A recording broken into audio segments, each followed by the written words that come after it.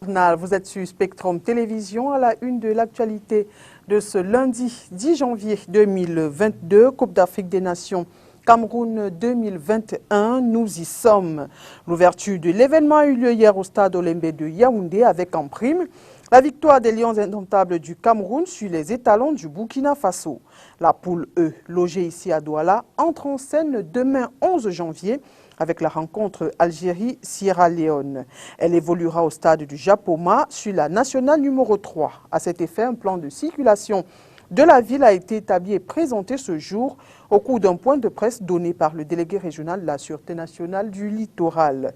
Les jours de match, l'axe allant du marché des fleurs jusqu'à l'entrée du stade est interdit à la circulation à tout le monde, sauf aux acteurs de la CAN, 2 heures avant le match. Mesdames et messieurs, une fois de plus, bonsoir et bienvenue à cette édition bilingue d'information. Nous démarrons tout de suite en langue anglaise avec vous, Catherine Koné. Good evening.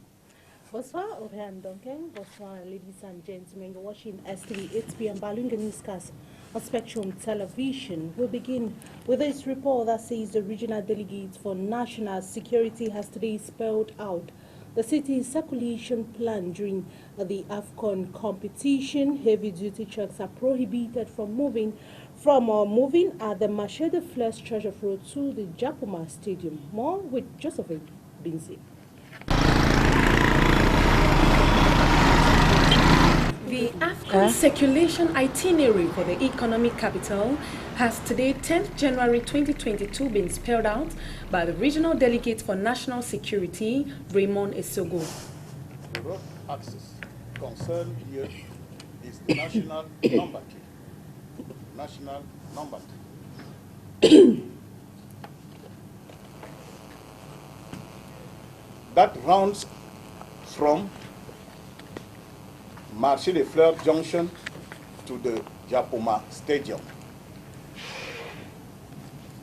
It is the road access concern. This is also a strategy to enable players, match officials and all concerned to make it to the stadium in time without suffering the back-wrecking traffic of Douala. The second is Nelson Mandela flyover. The third is B Junction. The fourth is Ndopasi Junction. The fifth is Reari Junction. And the last one is Yassa Junction. That is to allow population and other economic operators to move. Today's circulation plan was originally made public in the last week of November 2021 and confirmed today, 10th December 2022, at the Regional Delegate's Office in Bonanjo, Douala.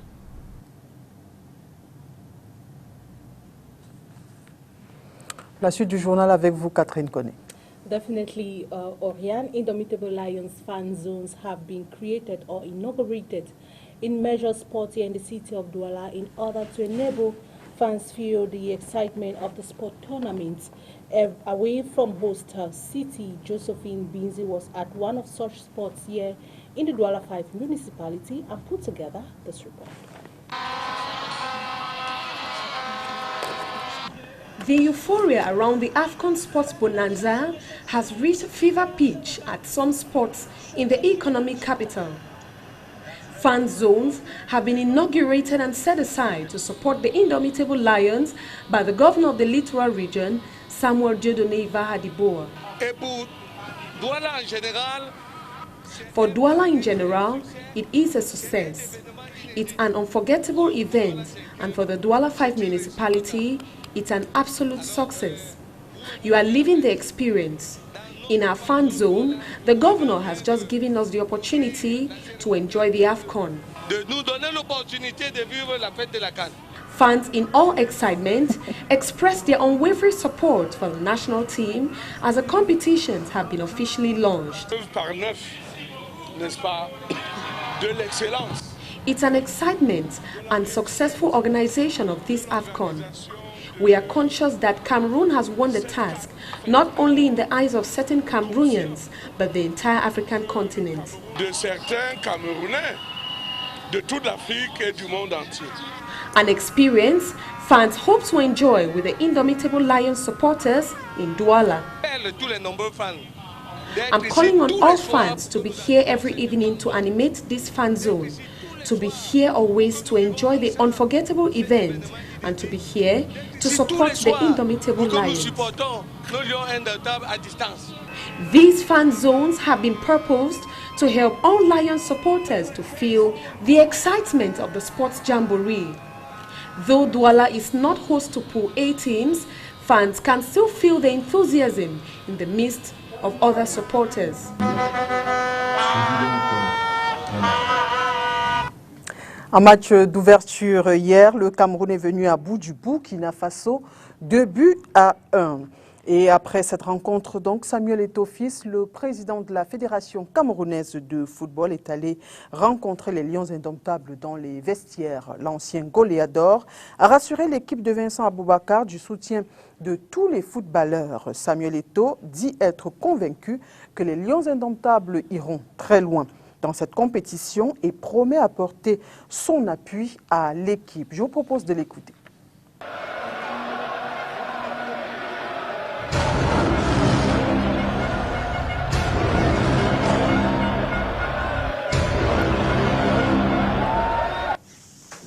Nom propre, au nom de mon comité exécutif, au nom des 27 millions de footballeurs, nous vous disons merci.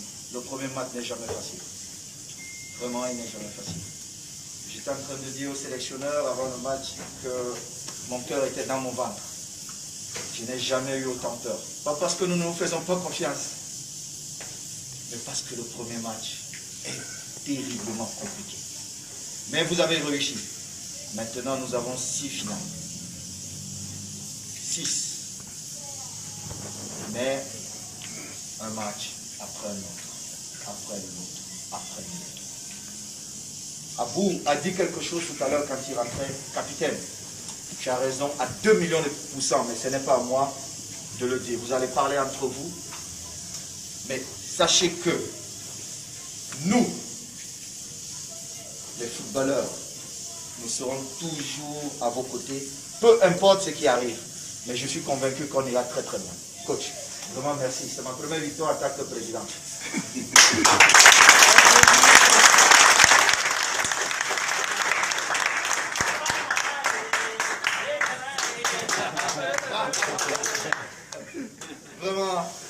Vraiment, merci. Je verrai avec mon comité exécutif parce que je peux sortir jusqu'à un certain niveau. Mais pour sortir ce que vous méritez, je dois voir mon comité exécutif. Après, je reviendrai vers les capitaines pour dire ce que nous pouvons faire pour accompagner l'action du gouvernement.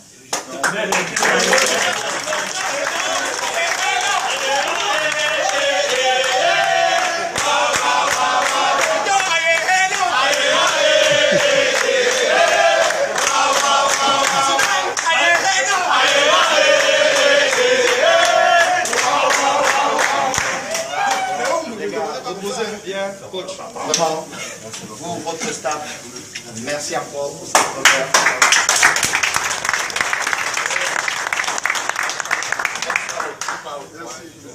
Merci infiniment de temps.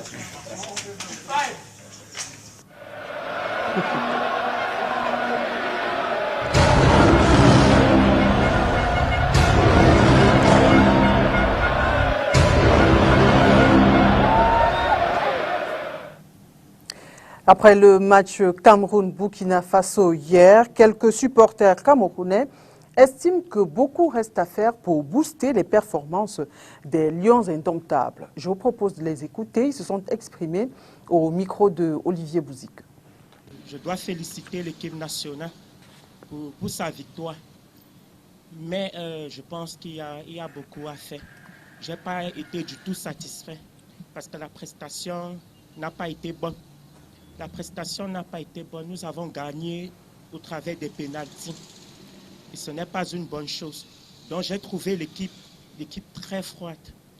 l'équipe n'a pas été à la hauteur des attentes des citoyens. Donc vraiment, je ne peux pas dire que j'étais satisfait. Il y a du travail à faire. Il n'y a pas encore une réelle cohésion entre les gars. Donc il faut vraiment que les gars se mettent ensemble pour que beaucoup de choses aillent mieux. Notamment sur le plan défensif, on a vu quelques petites largesses de la défense. On espère que d'ici les prochaines journées, le coach pourra essayer de corriger ça. Au niveau du milieu de terrain, on a vu notre grand 8, Zamboanguissa, avec quelques ratés. Mais bon, on se dit qu'avec la pression de la première journée, la pression du public, et puis ça ira les prochains jours. Sinon, c'est quelqu'un qui a de très bonnes qualités techniques. Maintenant, sur le front de l'attaque, notre capitaine n'était pas... Enfin, il était présent, mais on lui demande un peu plus. Maintenant, les côtés, on se rendait compte que Mominga Malo venait trop asphyxier Faye Collins. Donc, il est question qu'il prenne un peu plus de largesse, plus d'espace et qu'il permette à Faye Collins de faire des remontées pour pouvoir alimenter nos attaquants. Il y a eu beaucoup d'erreurs et je reproche notre capitaine parce qu'il n'aime pas envoyer la passe. Le jeu collectif, il faudrait qu'il change aussi dans le futur. Si nous ne changeons pas, nous ne pouvions pas aller très loin. Je souhaiterais que Choupo-Moting démarre le jeu. Il y a Choupo-Moting, il y a Faye Collins, il y a Zamboanguissa. C'est des porteurs. Parce que le milieu de terrain n'a pas tourné hier. Je dirais que les Camerounais doivent encore donner plus d'efforts pour les matchs prochains. Ils doivent encore bien s'améliorer. Je n'ai pas trop apprécié la façon de jouer parce que vu les 2 buts qu'ils ont marqués, en tant que les Lions, vraiment, ils ne devaient pas avoir le gagné par penalty. Ils devaient marquer par eux-mêmes, comme l'équipe adverse.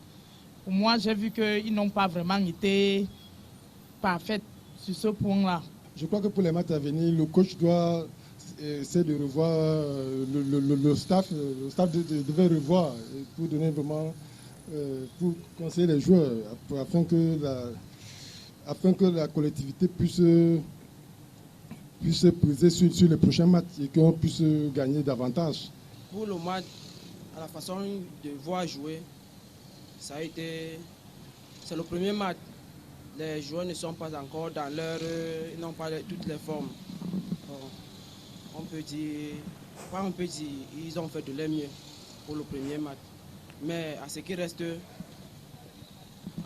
il faut encore peut-être changer, voir l'attaque et le milieu du terrain pour moi. Définitivement, le Cameroun, c'est 27 millions de coachs. Agression des journalistes algériens à Douala, la CAF condamne cet acte et exprime sa solidarité et ses vœux de bon rétablissement aux victimes. Elle invite les Camerounais et tous les intervenants à s'abstenir de tout acte de provocation et de violence pour ne pas gâcher la belle fête du football qu'est la CAN.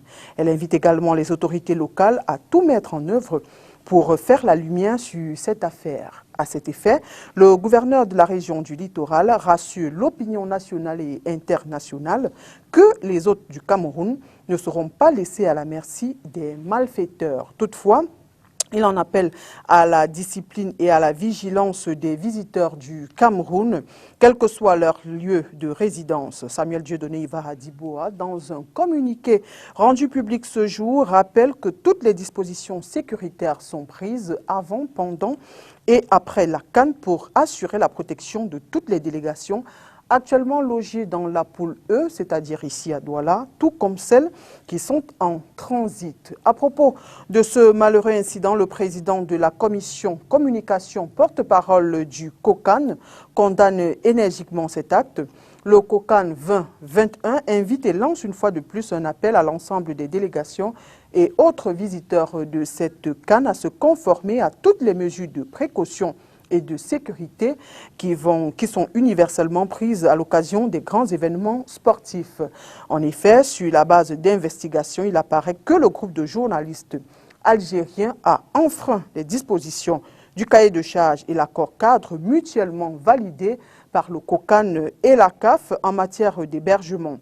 Ceux-ci ont privilégié un hôtel dans les environs de la prison centrale de New Bell, non retenu par le COCAN et validé par la CAF. Parlons de non pas de toute autre chose, on continue dans la mouvance de la CAN pour parler cette fois-ci de la lutte contre l'insécurité pendant cette période. La gendarmerie nationale renforce sa présence sur le terrain. Des équipes se sont déployées sur la nationale numéro 4, Yaoundé-Bafoussam, avec pour objectif de procéder aux fouilles systématiques des véhicules. Olivier Bouzik. Face au risque de menaces sécuritaires durant la CAN, rien n'échappe au contrôle du détachement Bravo déployé sur l'axe Yaoundé-Batia-Bafoussam. Tous les véhicules subissent une fouille ardue. Détecteurs de métaux à l'appui. Certains usagers inconséquents tendent à sous-estimer l'opération. Les pandores ne lésinent sur aucun moyen pour les ramener à l'ordre. C'est pas parce que vous partez au pays que vous devez penser que vous pouvez rouler avec un véhicule qui n'est pas immatriculé, ce n'est pas possible. Nous sommes ici dans le cadre de la prévention routière, on doit vous sensibiliser, vous éduquer. Et bien évidemment, vous êtes aussi à l'excès de vitesse, donc on doit vous appliquer la loi.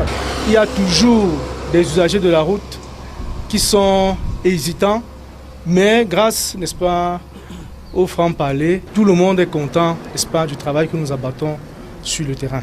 Les plus tenaces sont traduits devant les instances compétentes pour répondre de leur imprudence sur la route. C'est une prévention, la 359e du genre, qui se déroule de jour comme de nuit dans un contexte marqué par la présence de nombreux étrangers sur le sol camerounais.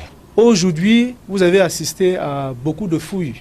Il n'y a rien de compromettant que nous avons constaté. Il est bien sûr vrai que dans les préventions passées, on faisait la fouille, mais elle est un peu plus importante aujourd'hui parce que l'événement que nous allons accueillir demain ne nous permet pas de faire une erreur. C'est pour ça que les éléments avec moi, nous sommes sur le terrain et on se bat à devenir ou à être très très professionnel pour que, au niveau de notre arme, qu'il n'y ait pas de difficultés. Maximum de vigilance donc sur cette nationale numéro 4, la gendarmerie nationale est parée à toute éventualité.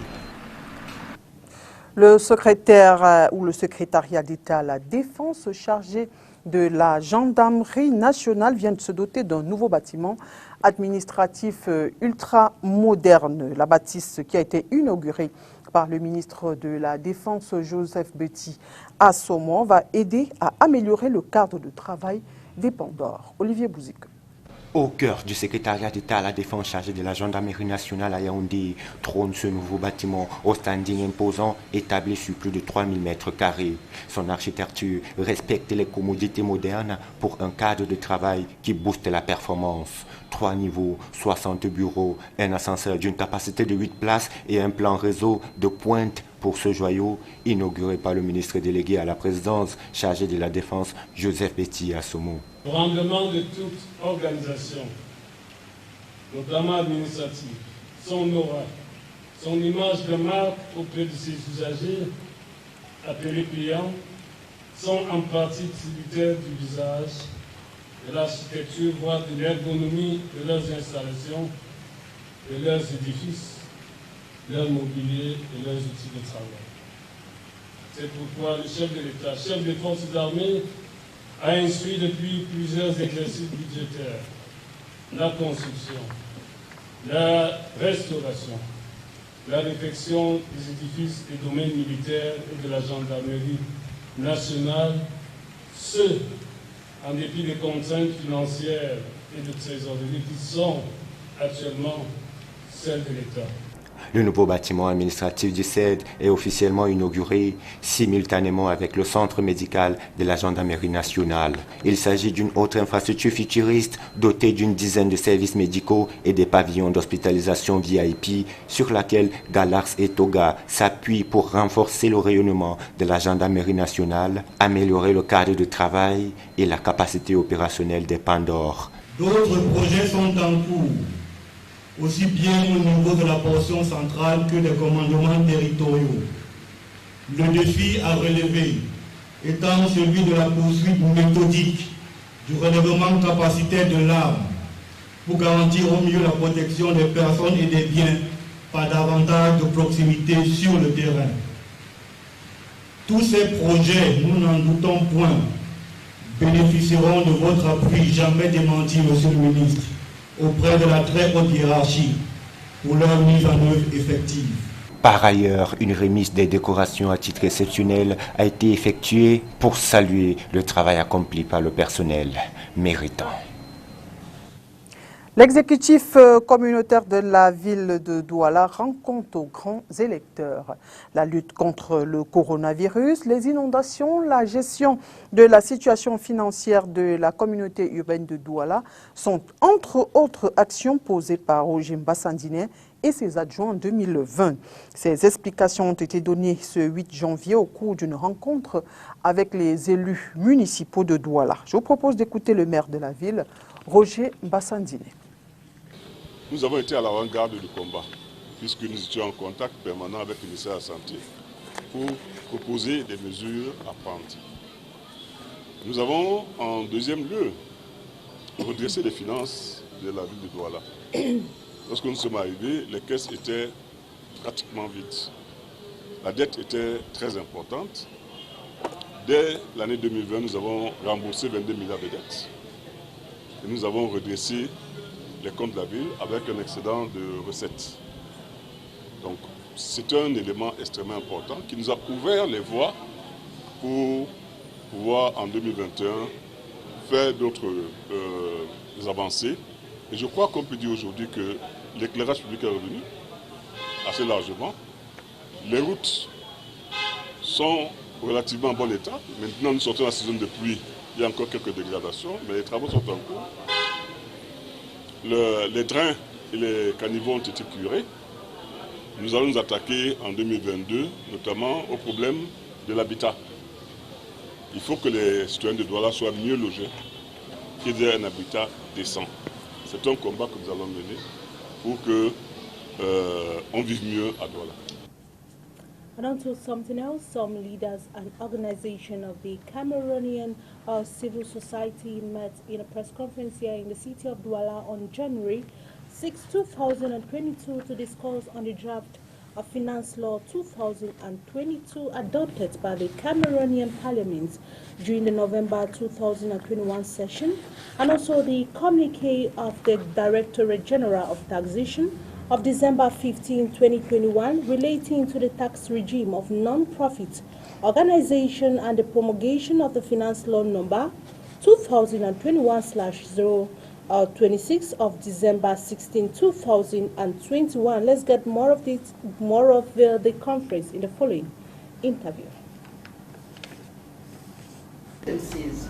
Handed down against persons who have not committed any crime, and if so that some wanted to enjoy the right to freedom of expression, and regrets that these court decisions taken in a military court violate regional and international human rights treaties in particular.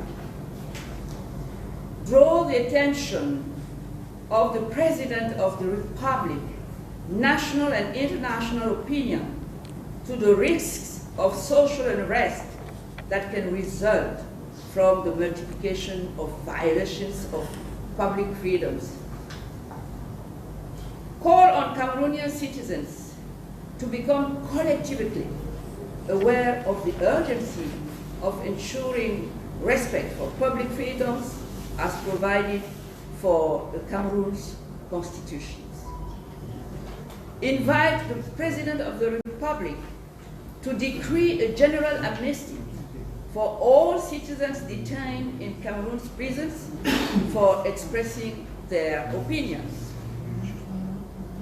Call on the President of the Republic and parliamentarians on the urgency of reviewing Article 2 of the law on terrorism, which exposes the perpetrators of peaceful demonstrations to life imprisonment. Draw the attention of the President of the Republic of Cameroon to his responsibility to protect the physical and moral integrity of all Cameroonian citizens. And onto our international page, as cases of gender-based violence have increased in Tanzania during the pandemic, some women are learning ways to fight back. More with the VOA. Leila Yusuf is learning how to box. She trains every evening at a camp and says the sport helps keep her safe from any kind of gender-based violence. If I encounter a problem, such as any kind of gender-based violence, or it happens to another person, this sport helps a lot in self-defense, not only for me, but in defending others too. Data from Tanzania's Statistics Bureau shows that 40% of Tanzanian women and girls between 15 and 49 have experienced physical violence in their lifetime. 17% have experienced sexual violence. Since the outbreak of COVID-19, reports of violence against women and girls have increased. When COVID-19 arrived, there were many cases of gender-based violence, but there's no good way of documenting them. The cases increased and there were other general cases of violence. As COVID-19 has slowed in Tanzania, cases are still coming in, but they have not been categorized as being caused by COVID-19. For the women learning to box to defend themselves, some are loving it, says a boxing coach. There are those who come to learn only self-defense so as to be able to defend themselves when they face any challenges in our streets. But it reaches a point as they continue practicing that they love it and come to me saying they want to make boxing their career. Leila is one of those, although she doesn't have any fights scheduled as of yet. In the meantime, she continues to train every day and is encouraging other women to learn to box as a way to defend themselves. Charles Kombe, for VOA News, Dar es Salaam, Tanzania.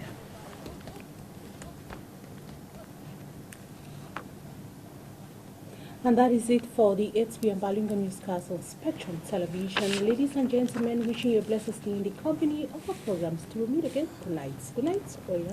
Bonne soirée, Catherine Koné. Mesdames et messieurs, merci d'avoir été des nôtres. Mais avant de refermer ce journal, les résultats du groupe B, le Sénégal 1, Zimbabwe 0, Guinée 1, Malawi 0. Dans le groupe C, le Maroc a battu le Ghana 1-0. Les Comores et le Gabon sont en ce moment dans l'arène. Merci à vous d'avoir été des nôtres et à demain pour une autre édition d'information.